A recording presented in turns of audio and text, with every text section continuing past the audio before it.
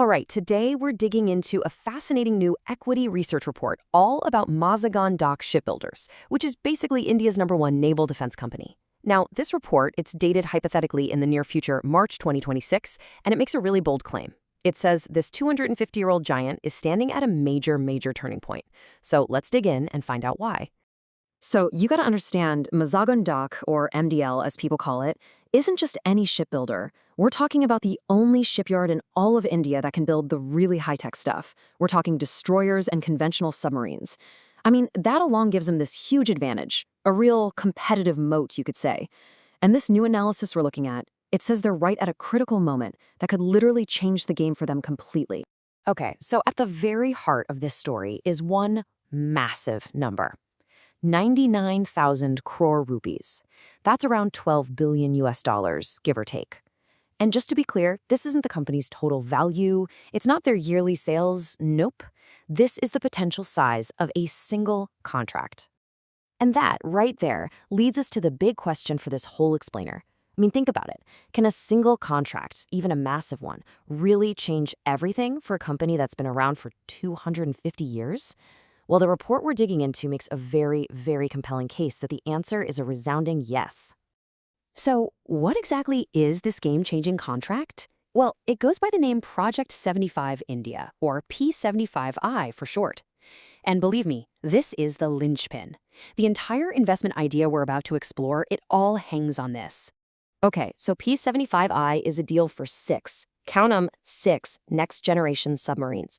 And these are not your average subs, you know? They have this advanced tech called Air Independent Propulsion, or AIP. Basically, it means they can stay hidden underwater for way longer. It's a huge deal. Now, according to the report, the talks with their German partner, TKMS, are already done. Finished. All they're waiting for is the final okay from the government. If this gets the green light, we're talking about the biggest defense deal in India's history. It would lock in their income for the next 10 to 12 years. Just wow. Just to give you a visual on this, the impact is absolutely staggering. Right now, their order book sits at about 24,000 crore rupees. Not bad, right? But if Project 75I gets signed, that number just explodes. It skyrockets to over 122,000 crore. That's more than a 5-fold increase from a single deal. It would completely transform the scale of this company overnight. Okay, but a massive contract like this doesn't just happen in a vacuum, right? There's a bigger picture here. So let's zoom out and talk about geopolitics, because what's happening on the world stage is creating, well, almost the perfect environment for a company like Mazagon Dock. Now, the report lays out this hypothetical but very plausible scenario. Picture this. It's late February 2026. A conflict breaks out involving the US, Israel, and Iran. All of a sudden, the Strait of Hormuz, a key oil route, is in chaos. Oil prices are shooting through the roof, and now you've got direct naval standoffs happening right there in the Indian Ocean region. In that kind of world, the report argues, the need for a strong, modern navy, well, it's not even a question anymore. It's an absolute necessity. And this is what analysts are talking about when they say a geopolitical tailwind. It's a fancy term, but the idea is simple. You have these huge international events that create this powerful, positive push for a specific industry. For Mazagon Dock, this conflict scenario just turbocharges the need for new warships and submarines. All of a sudden, protecting the sea lanes isn't just a priority, it's a matter of national security, especially for a country like India that depends on those routes for its energy. And this isn't just some abstract theory, you know? The report points to the cold, hard numbers to back it up. India's latest defense budget got a huge boost, a 15.2% jump year-on-year. And the really important part, the slice of the pie for buying new equipment, what they call capital spending, surged by 22%.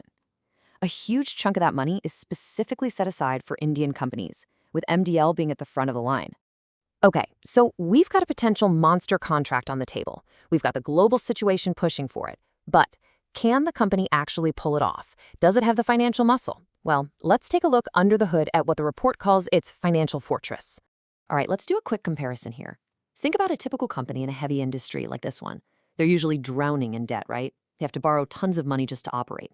But Mazagon Dock, it's the complete opposite. It's a total outlier. They have basically zero debt. In fact, they get paid in advance by their clients, so they generate cash from their projects. And on top of all that, their profits have been growing at a crazy 38% compound rate for the last 5 years. Okay, check out this number, 43.2%. What is that? It's something called return on capital employed, or ROCE. All it really means is how good a company is at turning money into more money. And their number is just off the charts. It means for every 100 rupees they put into the business, they're getting over 43 rupees back in profit. That is just incredible efficiency. And here's my favorite number, 0.000. That's their debt-to-equity ratio. To have zero debt in an industry that eats up cash like shipbuilding, it's almost unbelievable. This means they are completely independent.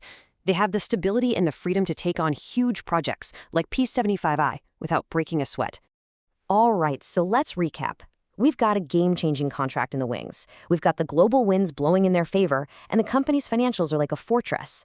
That's all great, but let's get to the bottom line. What does this mean for the stock price? What do the analysts think this company is actually worth?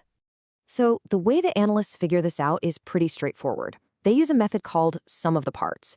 It's basically like building with Legos. Step 1, they figure out what the current business is worth, just based on the orders they already have. Step 2, they add on the potential value of that giant P75I contract.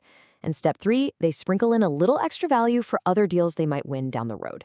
You add it all up, and you land in a target range of somewhere between 3,200 and 4,000 rupees a share. So here are the final numbers laid out for us. You have 3 scenarios. The base case, which is what they think is most likely, sees the stock going to 3,300 rupees. That's a 38% jump from when the report came out. The bull case, if everything goes perfectly, is a 53% upside. But here's the really interesting part. Look at the bear case. Even if things go wrong and the big contract gets delayed, they only see the stock falling about 12%. That's the key takeaway here. Now, of course, it can't all be good news, right? No investment is a sure thing. So, to be fair and balanced, the report also lays out the potential risks you need to know about before it gives its final verdict. Okay, so what are the big ones? Risk number 1, and it's the elephant in the room, is a delay to that P75I contract. The market is basically pricing it in, so any delay would definitely spook investors. Then you've got the fact that their profit margins are super high right now and will probably come back to earth a bit. Also, pretty much all their money comes from one customer, the Indian government. That's always a risk. And finally, if that geopolitical stuff really boils over into a huge global conflict, well, that's bad for everyone. But after looking at all of that, the good and the bad, the report lands on this one, really powerful conclusion. It talks about an asymmetric risk-reward profile. That's just jargon for saying the potential upside is way bigger than the potential downside. I mean, you're looking at a potential loss of maybe 10 to 15% versus a potential gain of 38 to 53%.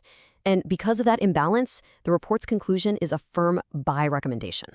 So let's just step back and put it all together. You've got global tensions creating a huge demand. You've got a record-breaking, historic contract that's just waiting for a signature.